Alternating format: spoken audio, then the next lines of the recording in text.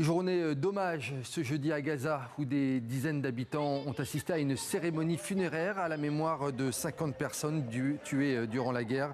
Leur corps avait récemment été retrouvé sous les décombres.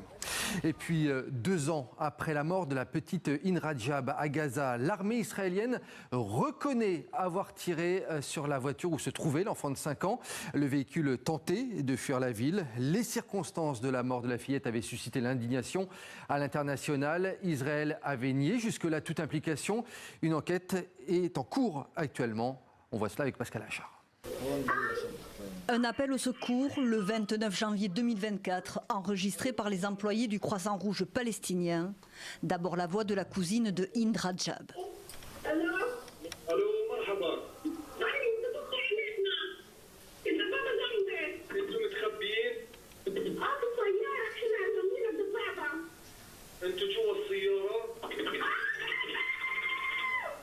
Des tirs, des cris, puis la voix désespérée de Hind Rajab, 5 ans.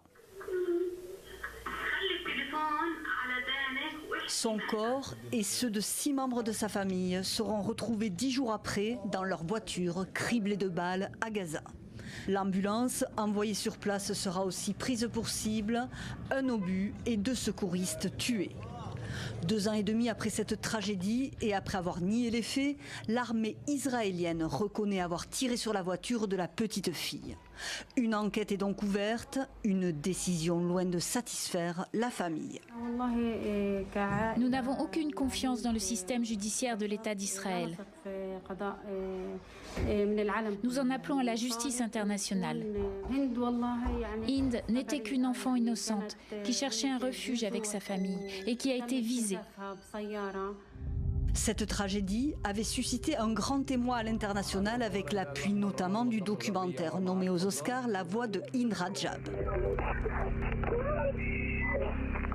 L'armée israélienne annonce aussi l'ouverture d'une enquête pénale sur la mort de 15 Palestiniens en mars 2025, dont du personnel médical et un employé de l'ONU.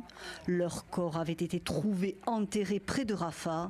Même pessimisme ici aussi du côté des proches des victimes.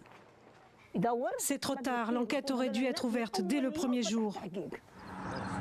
2 autres dossiers sur des frappes ayant coûté la vie à 2 employés de Médecins sans frontières en novembre 2023 dans la ville de Gaza et à 7 employés de l'ONG World Central Kitchen en avril 2024 ont en revanche été classés sans suite.